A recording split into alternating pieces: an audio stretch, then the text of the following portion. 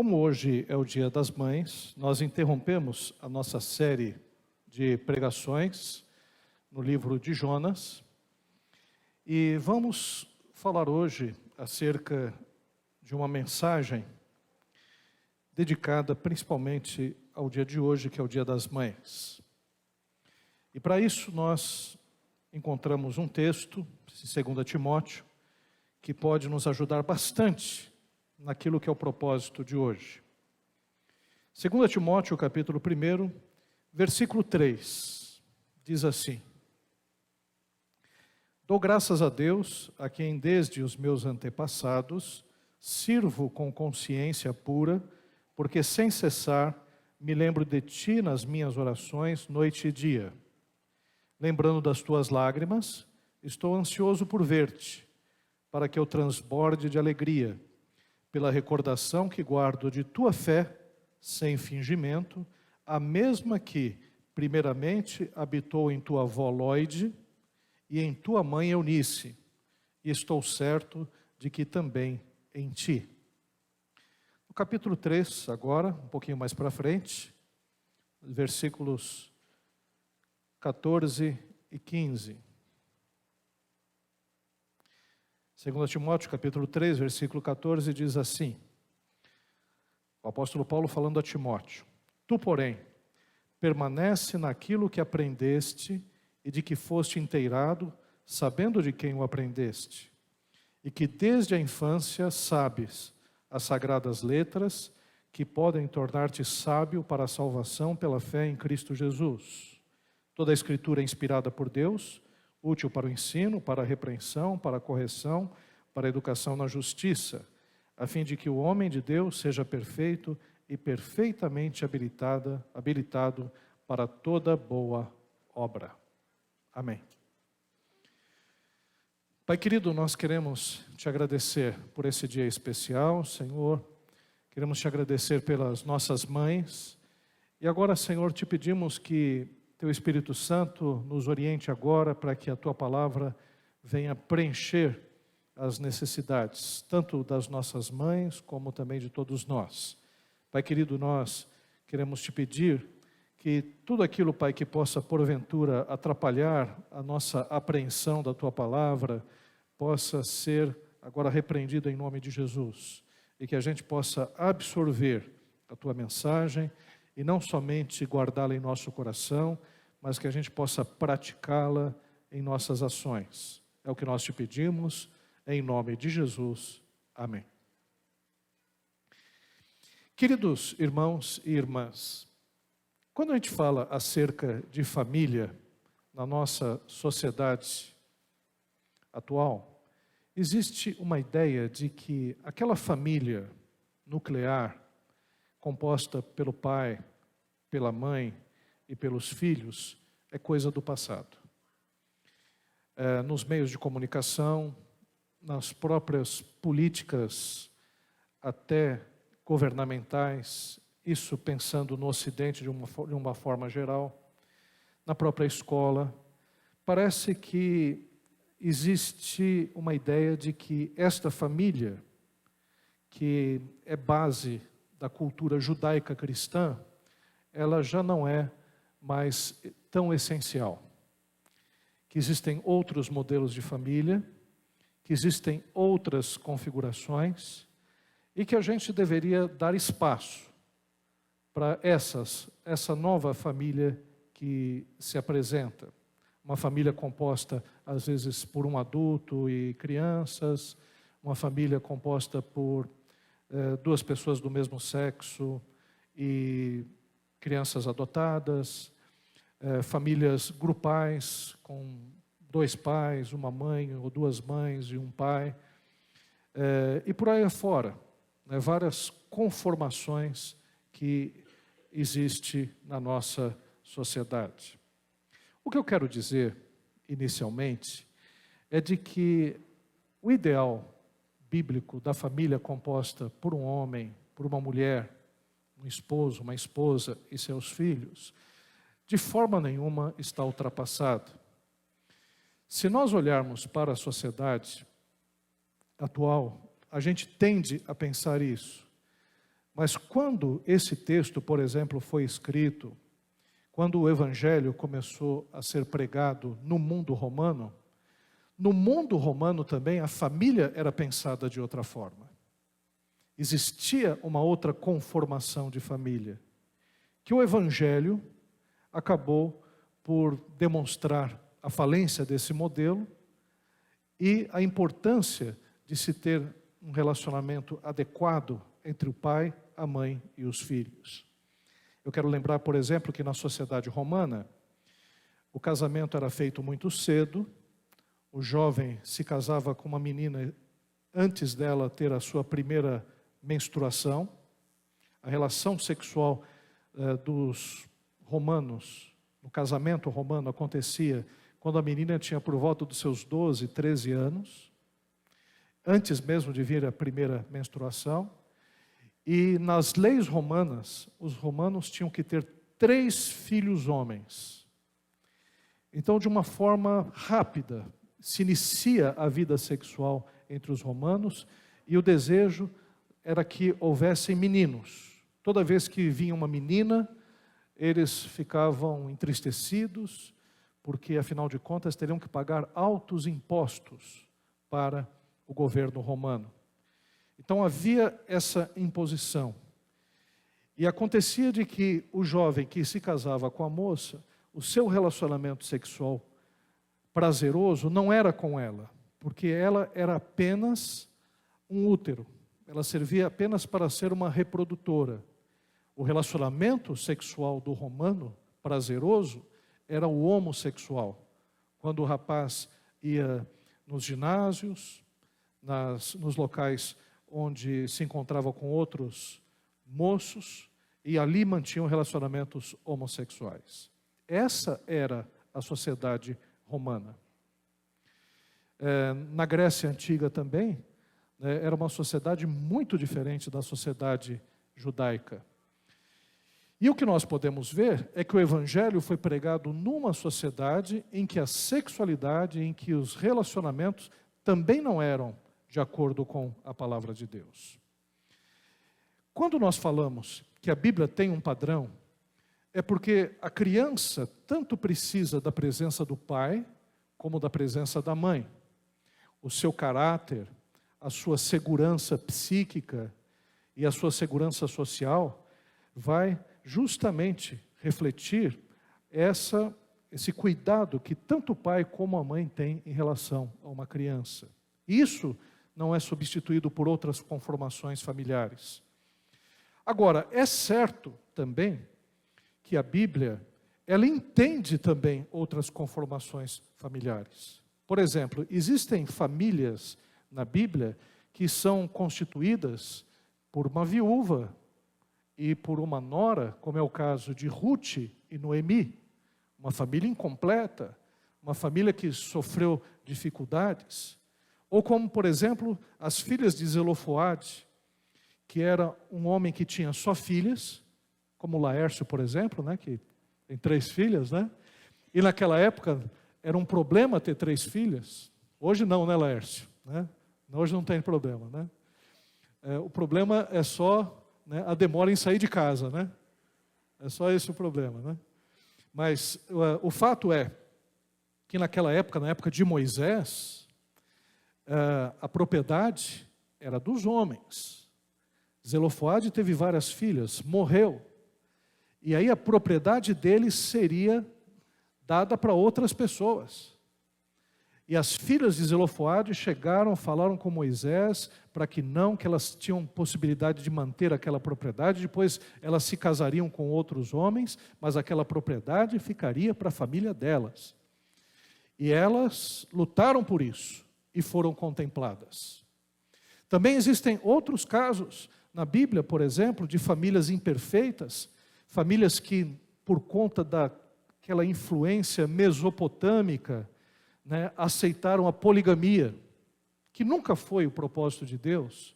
Então você tem famílias como, por exemplo, a própria família dos patriarcas. Jacó teve 2 esposas, 2 concubinas. Outros, como Davi também, tiveram outras mulheres. E Deus não deixou de atender e agir na vida dessas famílias imperfeitas. Então, aquela história de que a família nuclear está sendo substituída por outros tipos de configurações familiares na nossa sociedade, nós que somos cristãos não acreditamos assim. Não acreditamos assim. Não acreditamos porque entendemos que as nossas famílias precisam, na verdade, se adequar à família, o modelo proposto pelas Escrituras Sagradas desde o início, quando Deus formou o homem e formou a mulher. Então eu gostaria que vocês pensassem o seguinte: não existem famílias perfeitas. Mesmo as famílias que têm o ideal do homem, da mulher e dos seus filhos, têm as suas imperfeições. Também existem famílias que não estão nessa conformação. Existem viúvas, perderam seus esposos. Existem divorciados, que infelizmente passaram por processos difíceis de separação.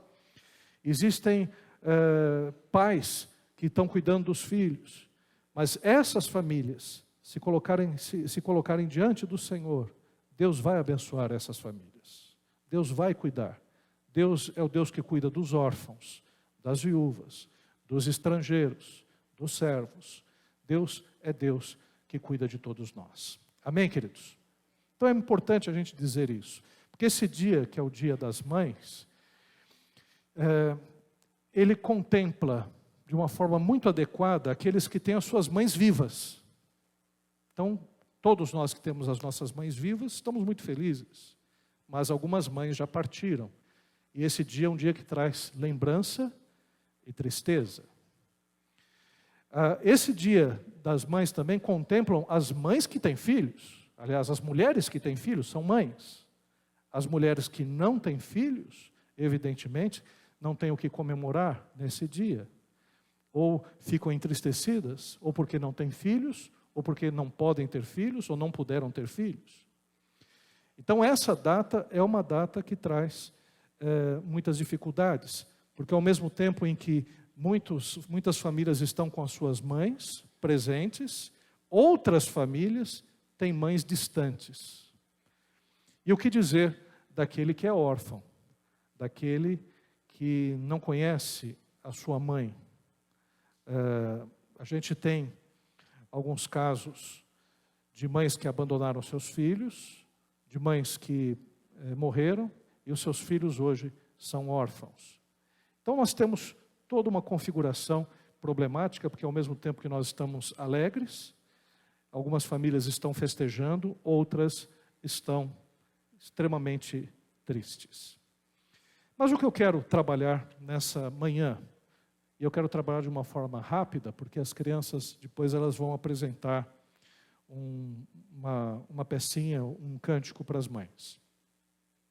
Esse texto que nós acabamos de ler mostra algumas verdades que eu quero falar para as mães e também para os pais, porque mães e pais são sócios nessa educação que nós vemos aqui nessa passagem. Então isso vale para as mães mais antigas e para as novas. Nós temos aqui a Jennifer, né, que está comemorando o seu primeiro aniversário de mãe, né? Primeiro dia de mãe, das mães. E nós temos outras também que esse ano estão comemorando. Vale para elas e vale para as mais antigas também. Esse texto que nós acabamos de ler é dirigido a Timóteo. Timóteo era um missionário. Timóteo era uma pessoa que auxiliava o apóstolo Paulo nas suas viagens missionárias. E não somente isso. Quando o apóstolo Paulo esteve preso, prestes a ser morto, como é o caso dessa epístola em que ele está escrevendo nessas condições, ele escreve para Timóteo porque Timóteo já era um líder. Timóteo, ele ia cuidar da igreja em Éfeso. Outro líder importante também foi Tito, que ia cuidar da igreja em Creta. Então Timóteo e Tito, o apóstolo Paulo dirige as cartas chamadas cartas pastorais. São cartas para líderes. E Timóteo, apesar de ser uma pessoa nova, não deveria ser muito velho, porque o apóstolo Paulo diz que ele era uma pessoa nova, ele já tem esse status de liderança, ele cuida de outras lideranças. É um líder que cuida de outros líderes.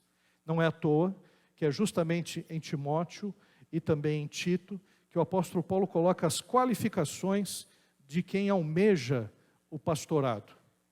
Tem que ser uma pessoa dada à leitura, não pode ser uma pessoa, tem que ser uma pessoa que cuida bem do seu lar, uma pessoa que não seja iracunda, uma pessoa que não seja dada ao vinho, uma pessoa que tenha bom testemunho dos de dentro e dos de fora, uma boa reputação, uma pessoa que não seja nova convertida, não seja neófito. Quer dizer, todas essas qualificações são dadas para Timóteo e para Tito, porque eles são líderes e formadores de outros líderes também.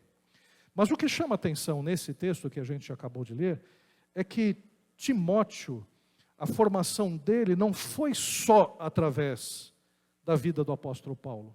A formação de Timóteo se dá desde o seu nascimento, pela influência que ele tem de duas mulheres.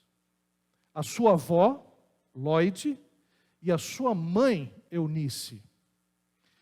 Quer dizer, a gente pode até dizer que a formação de um líder cristão, ou de uma pessoa bem formada no Evangelho, não se dá apenas através de seminários teológicos, através do estudo de livros de líderes influentes no meio evangélico ou no meio cristão, mas essa formação boa de um líder se dá justamente aos pés da sua mãe cristã, da sua avó cristã, um ambiente familiar que dê condições para que a criança possa já experimentar os valores do Evangelho desde muito cedo. E o primeiro aspecto que a gente destaca nesse texto é justamente a Eunice, a mãe de Timóteo, que é uma mãe que compreende que o ser vem antes do ensinar. A Eunice, ela aprendeu com a sua mãe Lóide os valores da fé e passa para o seu filho Timóteo esses valores. Primeiro, ela aprende a ser cristã, ela aprende os valores do Evangelho e depois ela passa esses valores para o seu filho. Que é o que acontece conosco quando temos o privilégio de nascer num lar cristão. A educação, ela começa no lar. Deuteronômio 6, de 1 a 9, nos revela que os pais primeiro amam a Deus e depois transmitem ao filho a palavra de Deus. Eles têm um relacionamento com Deus e depois ensinam os seus filhos no caminhar, ensinam os seus filhos através do exemplo. O Albert Schweitzer, por exemplo, dizia que o exemplo não é apenas uma forma de ensinar, mas a única forma eficaz de ensinar. Então, quando a palavra de Deus, ela fala para ensinar o seu filho andando no trabalho, dentro de casa e tudo mais, está falando justamente para que a gente ensine o filho através do nosso exemplo. Que é o que acontece quando é o que a gente espera quando a gente apresenta uma criança aqui à frente, na igreja. A gente apresenta para Deus. E uma das orações que nós fazemos é justamente aquela oração que o pai e a mãe votam diante de Deus, de serem exemplo para o seu filho. Porque o seu filho vai amar a Bíblia se o pai amar a Bíblia. O filho vai amar a oração se ver o pai orando. O filho vai gostar da igreja se o pai e a mãe frequentarem a igreja. O filho vai se relacionar com os membros da igreja de uma forma adequada se a mãe e o pai também têm bons relacionamentos na igreja com os irmãos em Cristo Jesus. Então é o exemplo. Mães são como espelho para o filho. E são mesmo, né? Mães e pais, os filhos acabam se vendo neles A menina, por exemplo, ela de vez em quando pega o batom escondido da mãe, né, e faz aquela obra de arte no rosto, né? Aí a mãe leva um susto, né, e vê o batom caro que comprou da Jequiti indo embora, né? A filha coloca os pés no salto alto da mãe também, no calçado da mãe, ensaia o primeiro andar de salto alto e por aí afora. As mães são espelhos para as filhas, para os filhos também, não nesse aspecto mais relativo à sexualidade, mas relativo ao exemplo. Uma mulher que ora faz com que seu filho ore. Uma mulher que é cuidadosa, gentil, permite que o seu filho também possa ser uma pessoa gentil e cuidadosa também. Então as mães são espelhos para os filhos e para as filhas. E é interessante porque o espelho é mudo. O espelho não fala, o espelho demonstra. Você olha para o espelho, você vê. Ele não grita aos ouvidos, apenas apela aos olhos. O espelho, ele sempre deve ser limpo. Um espelho sujo embaça a visão. É como o reflexo da lua nua na poça de águas turvas. A luz está lá, mas não conseguimos vê-la com nitidez. Um espelho limpo permite que se veja com nitidez. E nesse aspecto, a vida limpa, pura, honesta da mãe e do pai também, faz com que os filhos se vejam neles. Terceiro, o espelho deve ser plano, não convexo, nem côncavo, porque há uma distorção de imagem. Mas o espelho deve ser plano, mostrando que a vida tem que ser plana, irrepreensível, para aqueles que querem ensinar com eficácia. E no espelho deve haver luz, porque sem luz podemos ter olhos, mas não enxergamos. Que a luz da palavra seja uma característica do lar, da vida da mãe, da vida do pai. Outro aspecto que nós vemos em Eunice. Eunice ensinava a Timóteo desde a meninice. O apóstolo Paulo declara aqui de uma forma muito interessante, porque você guarda a sua fé sem fingimento, a mesma que primeiramente habitou em tua avó Lóide, em tua mãe Eunice, e estou certo que também em ti. E ainda o apóstolo Paulo diz, tu, porém, permaneces naquilo que aprendeste e de que foste inteirado, sabendo de quem o aprendestes e que desde a infância sabes as sagradas letras. Então é na infância, não tem esse negócio, por favor, não tem esse negócio de dizer, eu vou deixar o meu filho crescer e depois quando ele for um adulto, ele vai escolher o caminho que ele andar. Não existe neutralidade no mundo. Se você não ensinar a palavra para o teu filho, outro vai ensinar outros valores. É a TV que vai ensinar outros valores para o teu filho. É o youtuber que vai ensinar outros valores. Né? É o professor, é a escola, são os amigos. As sagradas escrituras a gente tem que ensinar desde cedo. Ensinar a criança a orar, ensinar a criança a ler a Bíblia, dar a ela de presente, como primeiro livro, a Bíblia Sagrada. Isso tem um aspecto simbólico. Isso tem um aspecto que vai ficar gravado no seu coração. Um primeiro livro que eu recebi, eu aprendi a ler na Bíblia. Eu estava sendo educado na escola e já tinha a Bíblia para quando eu ia na igreja. Quando o pastor dizia Mateus capítulo 1, eu já procurava na Bíblia e minha mãe me ajudava. Porque a Bíblia tinha que ser, evidentemente, o livro primordial na vida, na minha vida.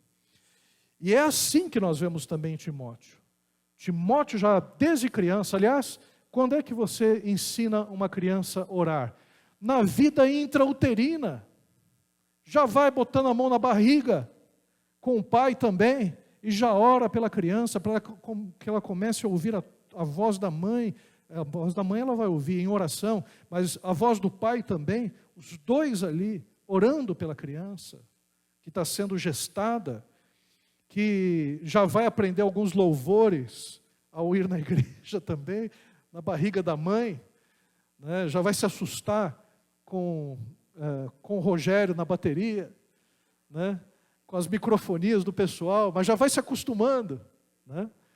E já vai aprendendo a ficar em paz. Irmãos, a gente sabe pela própria ciência de que a mãe, através dos seus estímulos nervosos, já está influenciando o seu filho na sua barriga. Já está influenciando. Então, quanto mais a mãe estiver bem com Deus, quanto mais ela estiver orando, quanto mais ela estiver adorando ao Senhor, mais isso vai influenciar também a vida da criança. A gente sabe, pela própria palavra de Deus, que a criança ela já tem alguns sentimentos e espiritualmente ela pode ser visitada. É o que aconteceu com João Batista, quando era criança. Aliás, estava no ventre da mãe, Isabel, que ao se deparar com Maria, a criança já se alegrou dentro do ventre de Isabel. João Batista já estava lá. Então, são coisas que a gente precisa entender acerca do ensino. O mundo está ensinando os filhos, a televisão está ensinando os filhos, a internet está ensinando os filhos. Por isso, invista na educação espiritual de seus filhos. Leia a Bíblia, ore, reparta a sua experiência com eles, dobre os joelhos com eles, para que eles possam ter experiências. Eu me lembro de experiências, quando era criança, de oração respondida. Estava contando um irmão da igreja, que havia um sobrinho do Deraldo, que era diácono da igreja lá na Vila Nova Cachoeirinha, que ele estava ouvindo acerca da oração, e ele perguntou para o pai dele, para o tio, né? Se orasse a Deus, Deus ia conceder as coisas para ele. Falei, sim, Deus concede, né? Segundo a vontade dele, Deus concede. Aí o menino falou, então eu vou orar. Eu quero um cavalo. Ou no Pico do Jaraguá, um cavalo. Está certo que é uma região até que tem um pouquinho de área rural, né? Mas o menino queria um cavalo. O pai dele nunca teve um cavalo. E o menino começou a orar, pedindo a Deus um cavalo. Aí depois de um certo tempo, aparece um cavalo no quintal dele. Pangaré. Cavalo todo meio largado, né? Mas apareceu o cavalo lá. Aí o menino, glória a Deus, Deus ouviu a minha oração, aqui está o cavalo. Aí o pai, não, vamos ver primeiro de quem é esse cavalo. Pode ser de uma pessoa que perdeu. O pai não encontrou o dono do cavalo. E o menino acabou ficando com o cavalo. Então, não conta nada para as crianças dessa história, né? Porque senão vocês vão ter problemas, evidentemente. Né? Mas eu acho que o menino urbano dificilmente vai pedir um cavalo, né? Mas outro aspecto que nós vemos aqui, nessa história de Timóteo e da sua mãe, a Eunice, ela ensinou a Timóteo o caminho da salvação, porque em relação a esse ensino, que é o ensino da palavra de Deus, que é o ensino das sagradas letras, né? Não está se ensinando apenas para que a criança tenha uma vida virtuosa, não está se ensinando apenas a criança para que ela tenha uma boa vida, depois tenha bons relacionamentos, seja um bom adulto, case-se e tenha uma boa vida financeira. Não é só isso. É ensinar o caminho da salvação para o filho, para que o filho aceite o sacrifício de Jesus Cristo na cruz do Calvário e nasça de novo. Eunice, ela entendeu que seu filho precisava de salvação. Ela não queria apenas transmitir conhecimento. Ela sabia que seu filho precisava mais do que simplesmente um verniz religioso. Ele precisava de vida. Porque a gente tem que encarar a vida do filho como espiritualmente ele está. Porque se o teu filho não conhece a Jesus, não entregou a sua vida para Jesus, o seu filho está morto espiritualmente nos seus delitos e pecados. O seu filho corre o risco de nunca ter a salvação em Cristo Jesus, porque se ele partir sem conhecer a Jesus Cristo, ele vai partir para a eternidade sem a salvação. Então é importante que a salvação seja pregada. A maior necessidade dos filhos, não é o videogame, não é apenas passar com boas notas na escola. A maior necessidade do filho não é apenas ter um bom carro, não é apenas ter uma boa esposa, ter um bom casamento. A necessidade dos filhos, a primeira, a principal, aquela que sem ela nada nessa vida tem sentido, é a salvação em Cristo Jesus.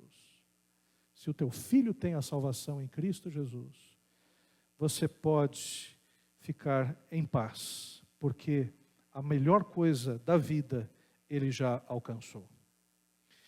Então, a maior necessidade não é o que hoje alguns pais sonham. Alguns pais sonham que os seus filhos sejam grandes, sejam ricos, sejam famosos, bem-sucedidos. Tem filho que já dá uma camisa do Neymar lá na maternidade, já pensa, meu filho vai jogar no PSG, né? Quero que ele ganhe muito dinheiro, né? Ou se não, já chega, já começa a falar inglês na maternidade, para que ele possa depois, quem sabe, ajudar isso na pós-graduação.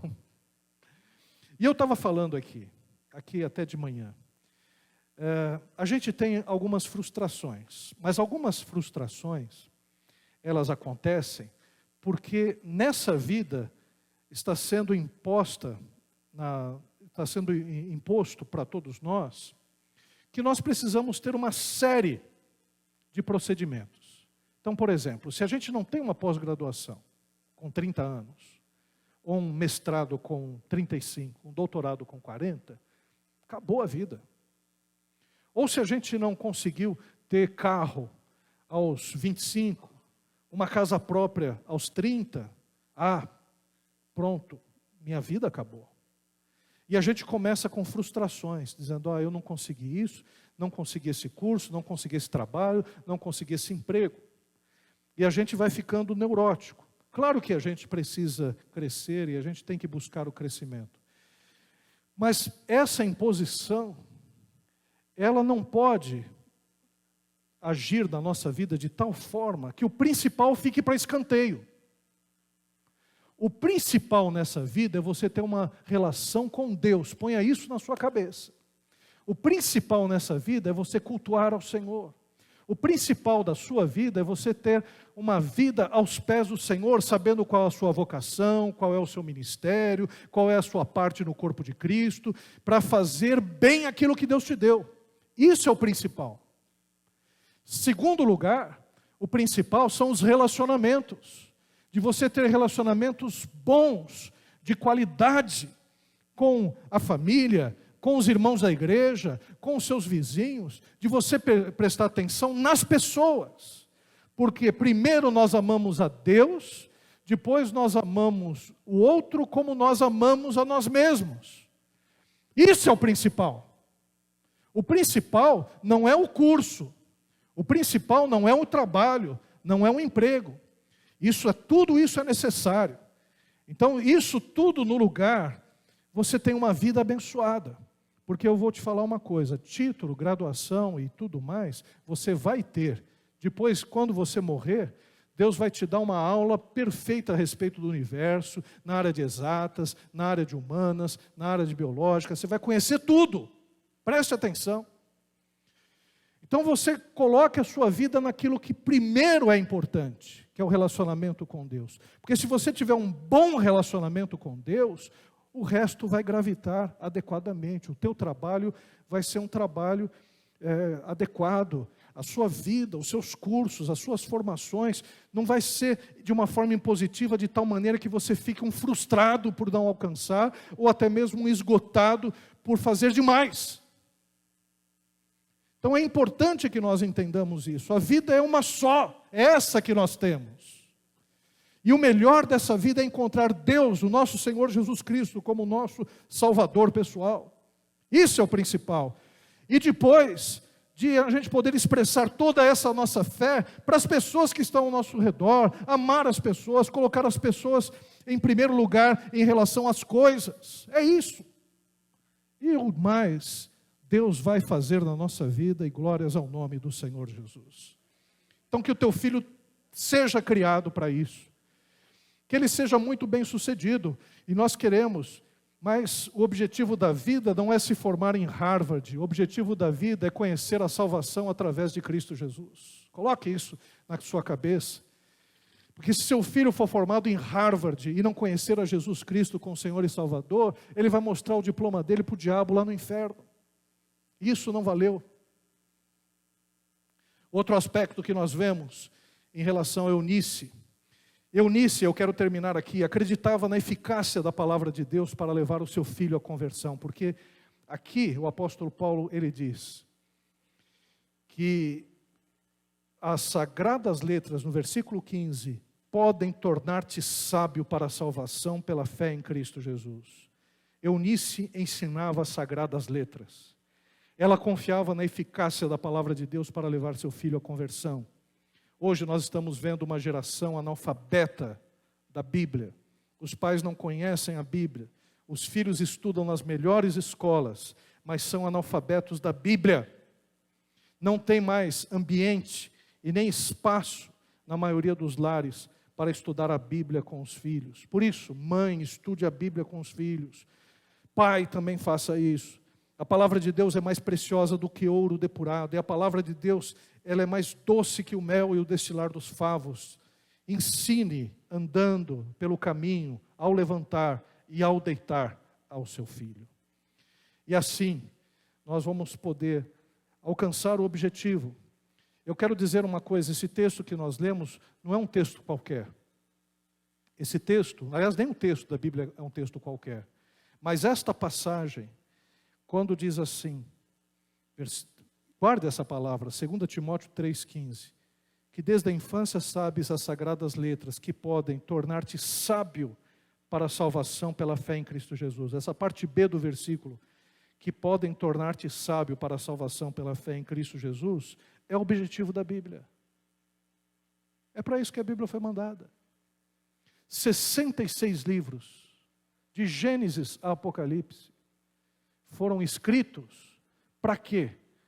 Para nos tornar sábios para a salvação em Cristo Jesus. O objetivo da Bíblia não é ensinar sobre os OVNIs, sobre os extraterrestres, sobre as milhões de galáxias que existem. O objetivo da Bíblia não é ensinar sobre os fósseis. O objetivo da Bíblia não é ensinar sobre cultura geral, sobre história. Apesar de tudo isso, de certa forma, estar aqui, de uma forma às vezes mais subliminar, de uma forma um pouco mais expressa, mas o objetivo da Bíblia é tornar a gente sábio para a salvação em Cristo Jesus. Se a gente encontrou a palavra de Deus e entregou a nossa vida a Jesus Cristo como Senhor e Salvador, a gente encontrou o objetivo da vida. A gente encontrou aquilo que precisava. E acabou. O resto é apenas uma consequência de ter encontrado essa busca maravilhosa pelo nosso Deus. Amém? Então eu quero hoje parabenizar as Eunices que nós temos aqui, né, que têm ensinado os seus filhos e ensinaram os seus filhos também no caminho da salvação. Eunices que sabem que os filhos precisam mais de Jesus do que roupa nova, roupa de grife, do que ir ao cinema, do que estudar nas melhores escolas. Não estou dizendo que tudo isso é errado, não. Pelo amor de Deus, entendam. Mas que a gente possa ter Eunices que ensinem os seus filhos que o maior valor desta terra é a palavra de Deus e a salvação em Cristo Jesus. Amém, queridos? Vamos ficar em pé? Vamos fazer uma oração pelas mães?